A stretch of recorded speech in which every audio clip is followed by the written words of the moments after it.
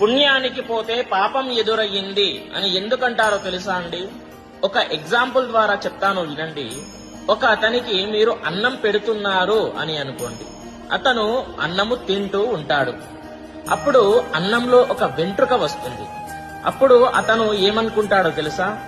తెలివి తక్కువ మనిషి మీరు అన్నం పెట్టింది చూడడు, దాంట్లో వెంట్రుక ఎందుకు వచ్చింది అనేదే చూస్తాడు. కాబట్టి అప్పుడు అతను మీకు శపిస్తాడు. దాన్నే అంటారు పుణ్యానికి పోతే పాపం ఎదురయ్యింది అని చెప్పి. అందుకే వినండి, ఎవరికి సహాయం చేయాలో ఎవరికి చెయ్యకూడదో మీకు తెలిసి ఉండాలి. కొంతమంది ఉంటారండి, అవసరం ఉన్నంత వరకే మనతోని మంచిగా ఉంటారు, తర్వాత నువ్వెవరో నేనెవరో. అలాంటి సమాజంలో మనము బ్రతుకుతున్నాం. కాబట్టి జాగ్రత్తగా ఉండండి. ప్రతి ఒక్కరికి కూడా